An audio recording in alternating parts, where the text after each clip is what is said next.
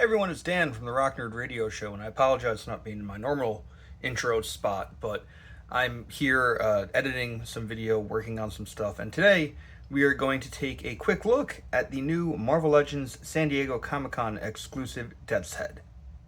Come geek out with us on the Rock Nerd Radio Show. So here is the Marvel Legends San Diego Comic-Con exclusive Death's Head figure. I got this off Hasbro Pulse. As of this recording, which I'm recording on August 12th of 2024, he is still available on Hasbro Pulse. I think the initial run sold out. They put more up. I think they even have a shipping date of August 20th. So if you didn't get one right away, you still have another chance. I know other retailers, e-tailers, were offering this figure as well. But here's what he looks like. He is going to run you $39.99 if you get him on Hasbro Pulse. And, he is a larger figure. He has a really cool package, which I didn't bring the package out for this, but it does look like his original 1991 trading card, which is really neat. And he does have some accessories that you are also paying for a convention exclusive figure. But just to go over some detail on this figure, as you can see, he is done up very nicely in yellows and blues and silvers. There is some parts for use on this figure from the Warlock Wave Colossus, who is has similar arms and even wrist gauntlets, things like that. But it's nothing all too terrible. So just let me bring him a little closer here so you can see his head up close, and it looks really cool. Love the sunken in eyes there, painted very nicely. The mouth looks great. His jaw, I don't even know what to call this piece. Looks really good. The horns look good. I have seen some people say that they felt the horns should have been bigger. I guess depending on the artist, sometimes they do look larger. I'm perfectly okay with the way this looks. The armor isn't pristine, which I like. It has some bullet holes and battle damage and a neat paint wash over it. It looks very cool, and the shoulder pads look like they are clasped in the middle with this ring and kind of fabric holding it together. This piece is not connected to him in any way. It is connected on the back, but the front just kind of is there. But it doesn't, because it's a decently hard plastic, it doesn't flop all over the place.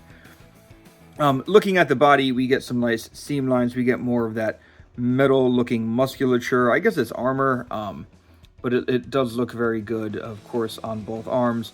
Really nice, sculpted knuckle pieces. I don't know what to call that, but it looks good. Inside of the wrist gauntlets look neat. Of course, same knuckle pieces over here. And just to point out, if we can get his hand close enough, you can see that his nails are sculpted on these closed fists.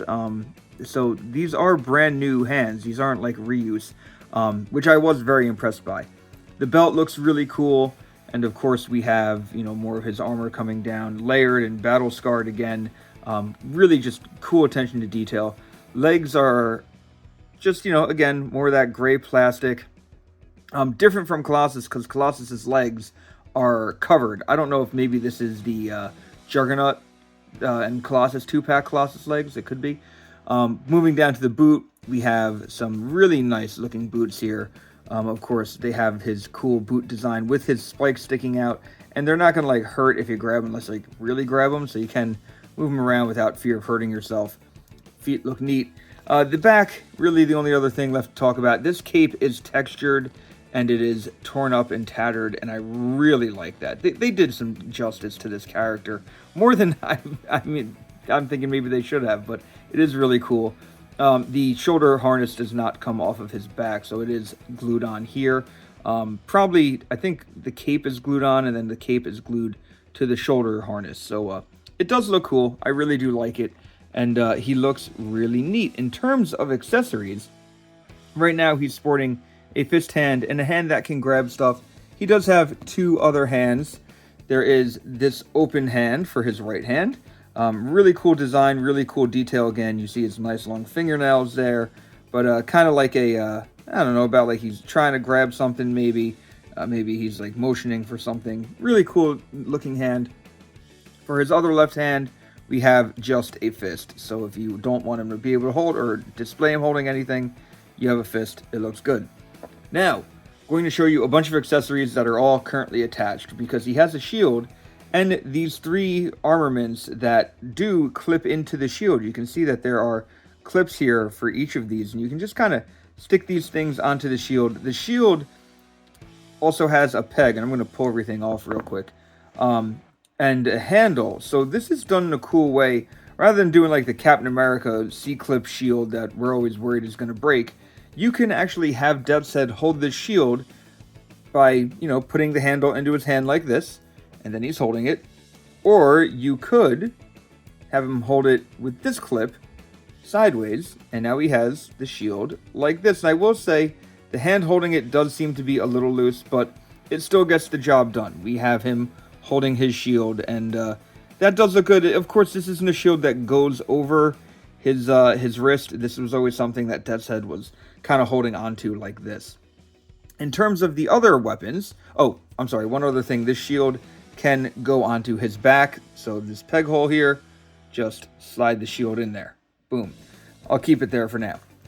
The other weapons, everything else that he has this axe weapon, he has a mace, and he has what appears to just be a missile.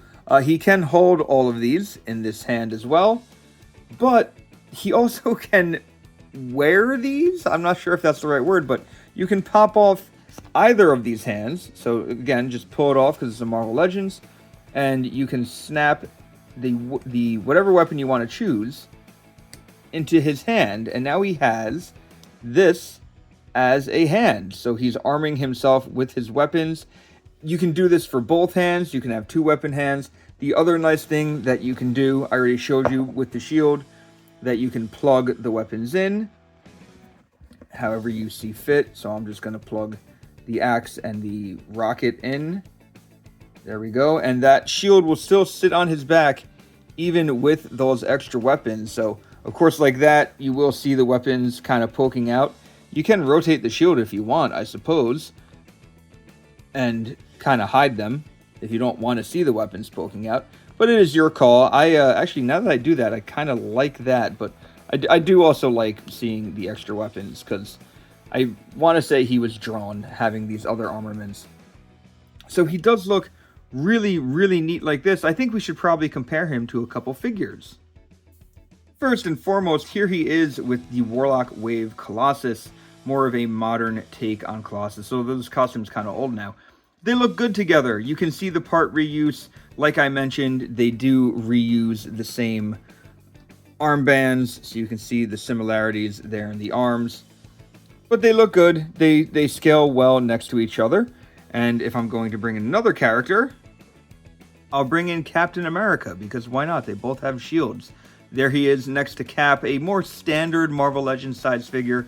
You can see just how larger Death's Head is to Captain America. And since Death's Head has red and blue on him, why not bring out a Spider-Man figure to see how they compare? I feel like at some point they probably teamed up, yes?